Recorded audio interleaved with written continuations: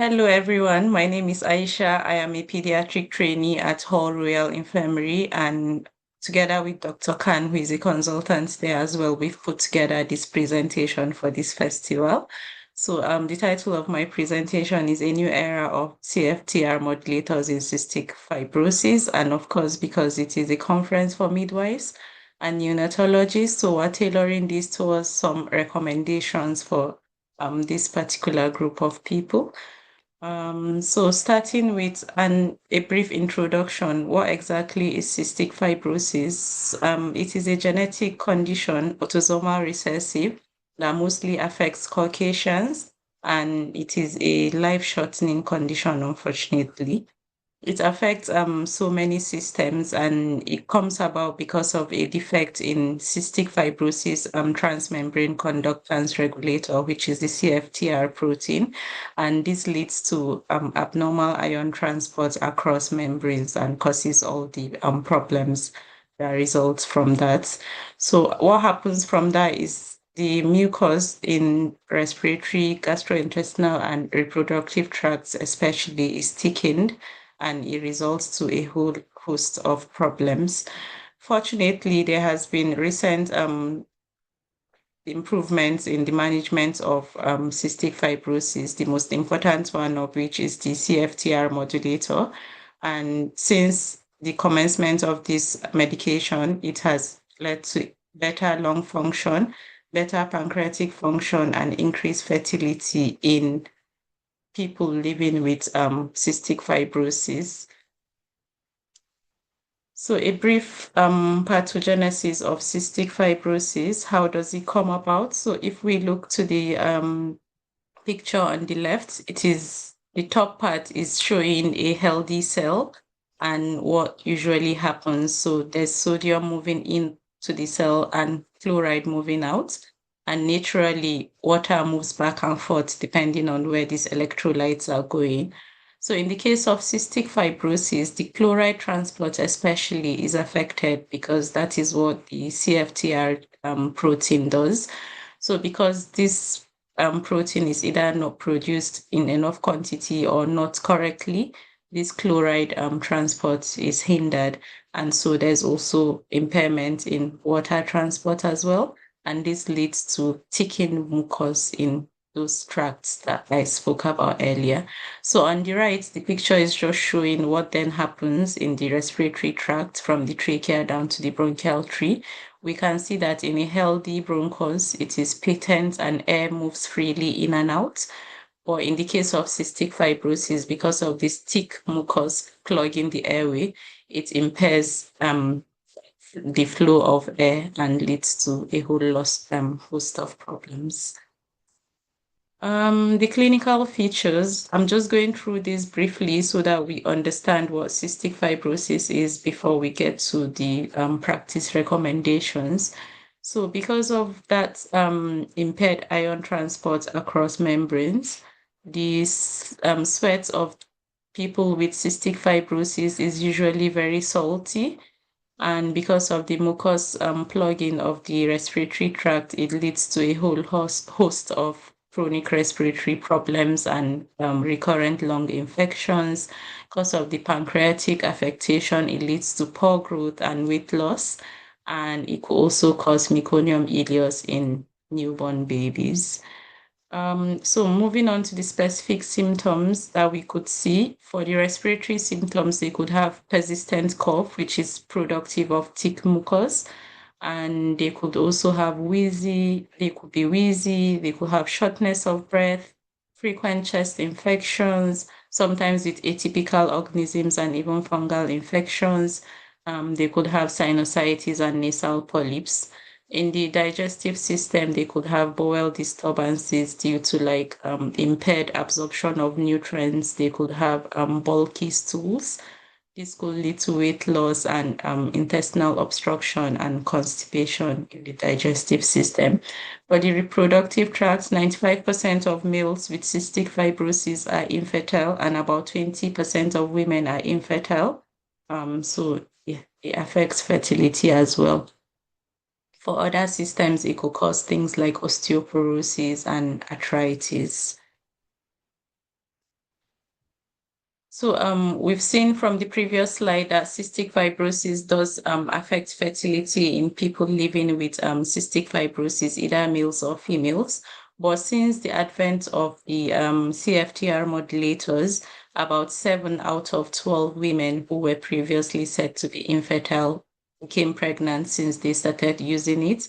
And averagely, it took about 3.2 months from starting this medication to them conceiving, which is really great. And some of these pregnancies, of course, were unplanned because these women were previously thought to be infertile. So they were not on any protection and they didn't expect to get pregnant. And so we can see this is a chart showing the rate of pregnancies in women living with cystic fibrosis from 2000 to 2020, so over a 20-year period. We can see that it was initially stable from 2000, 2005, and 2010. After which, around 2015, around 2012 was when the CFTR modulators came into practice and they started using it for these people. And we can see that between 2015 to 2020, the rate of pregnancies has almost tripled in people living with cystic fibrosis. So there has been significant increase in fertility following the use of these medications. And so how does cystic fibrosis affect a baby even before they are born? So even before a baby is born, the pancreatic fibrosis starts even in utero, and they can have a complete loss of their exocrine pancreatic function soon after birth. So 85% of babies have been said to be affected with this pancreatic fibrosis, which is quite significant. And soon after birth, they will then they will almost lose all their exocrine pancreatic function. Some babies will be born with meconium ileus. That's a condition where like the meconium sort of blocks the intestinal tract and cause like an acute abdomen presentation. Some of these babies may be born premature because of the cystic fibrosis. And about 95% of men with cystic fibrosis, as we've mentioned, are infertile. And this is because there's congenital bilateral absence of the vas deferens. So this is something that happens in utero even before they are born. Since the advent of these CFTR modulators, there has been significant improvement in the outcomes of people living with cystic fibrosis.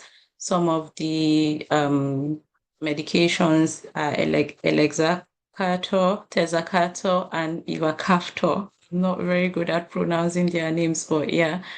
And following the use of these, people living with cystic fibrosis have had improved lung function, improved pancreatic function, and improved female fertility. Um, so for because these medications are relatively new and there's all the ethical problems with research in pediatric age group, especially for neonates, there has not been any clear human research about the effects of these CFTR modulators. So for women who are pregnant and then decide to continue their medication during pregnancy, there has been no research in human population to see what the effects definitely are. But because women are increasingly getting pregnant because of the improved fertility from the effect of these medications, there has been questions about its safety and how it affects the baby, how it affects the mother.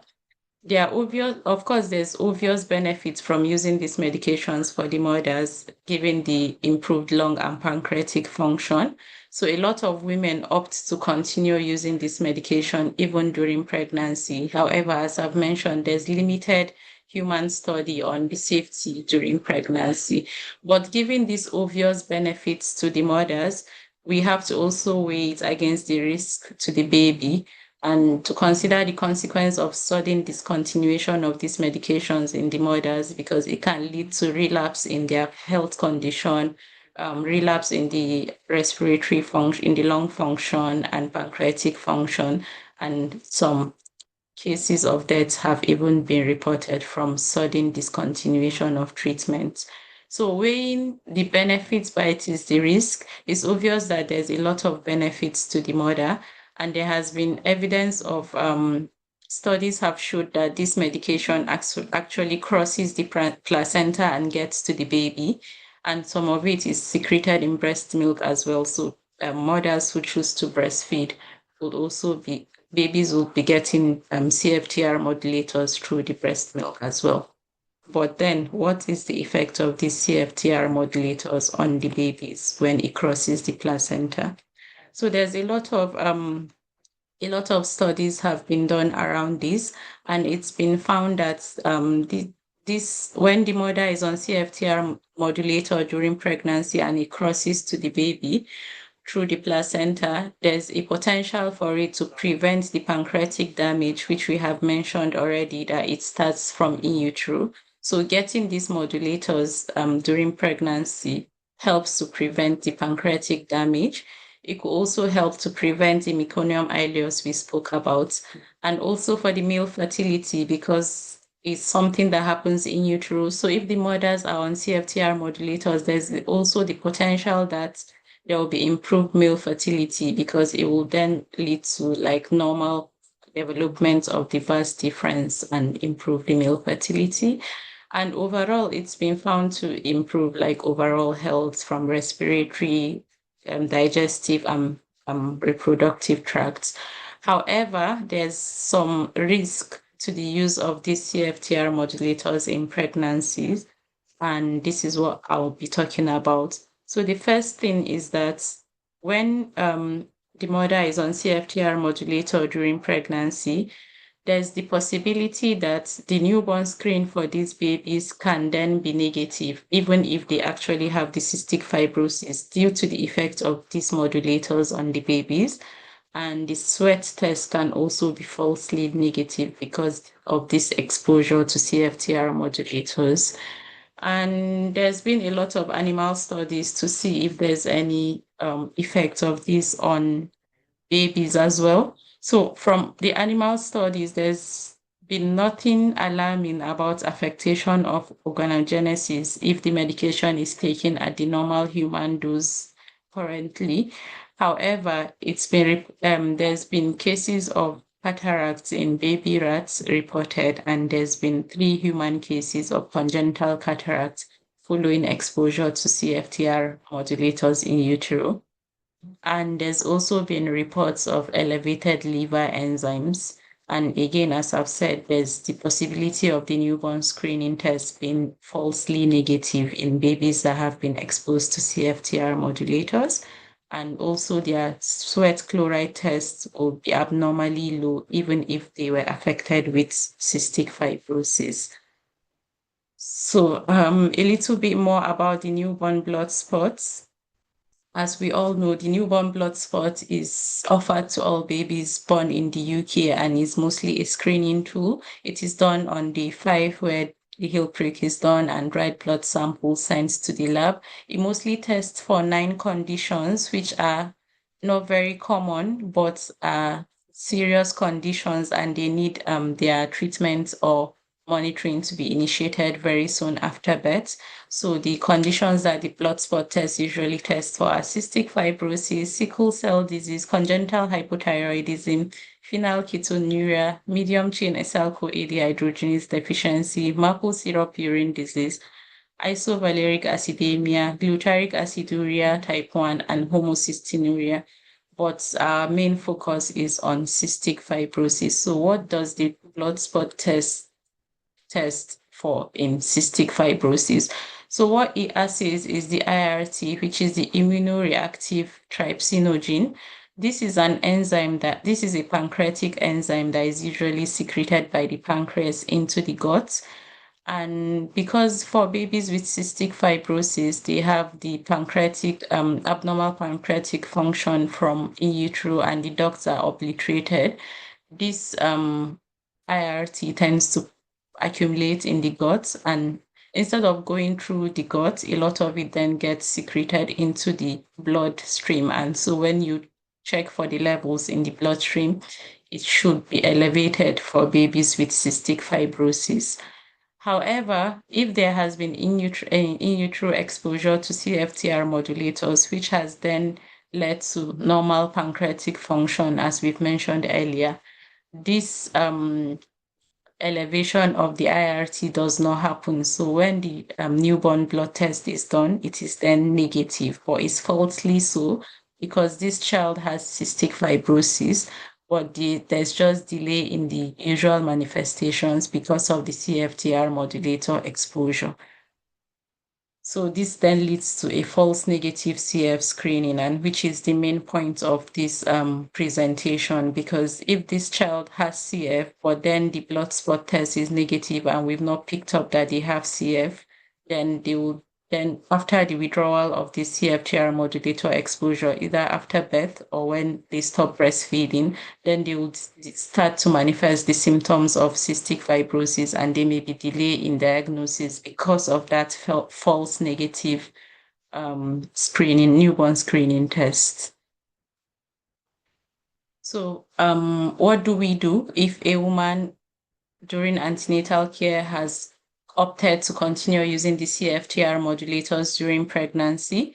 We need to mention this on the blood spot test after the baby is born, so that there can be consideration of doing a genetic test, even if the blood spot test is negative.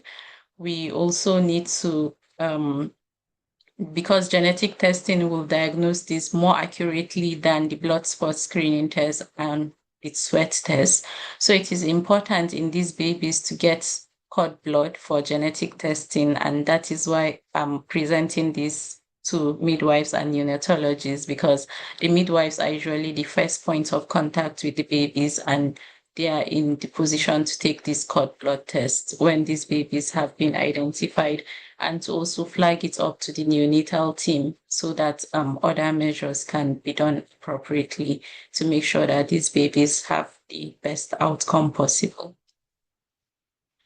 So what are my recommendations from this presentation? We recommend that because there's currently no formal national guidelines for this patient group, it is CFTR modulators are something that are relatively new, and this increasing number of pregnancies is also relatively recent. So there's no national guideline to say what to do with this baby group after exposure to CFTR modulators.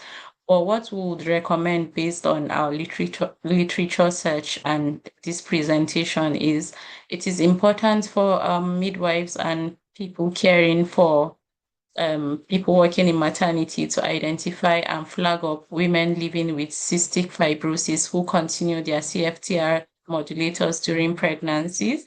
And when these women are flagged up, it is important to make a neonatal and midwifery alert, so the neonatal team will know about this and know how to follow up the baby subsequently.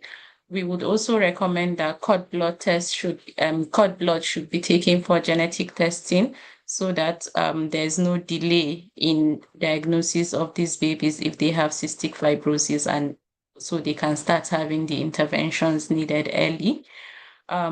We would also recommend that it is extremely important to document on the newborn blood spot screening form that this baby has been exposed to CFTR modulators in utero, so that the screening lab can take note of that and be able to follow it up and recommend the genetic test to appropriately diagnose cystic fibrosis or the absence of it in these babies.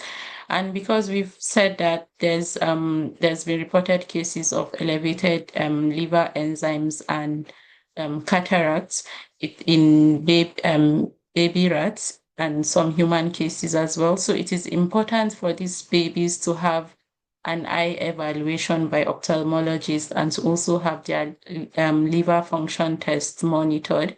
So it is important that they are followed up in the neonatal clinic and also at least have one ophthalmology appointment as well. So this is why we're presenting this, so that all of these things can start to happen and we can diagnose these babies early and we can start the appropriate interventions early. Thank you very much for listening. These are the references I've used. Yeah, and I'll take comments, questions, contributions.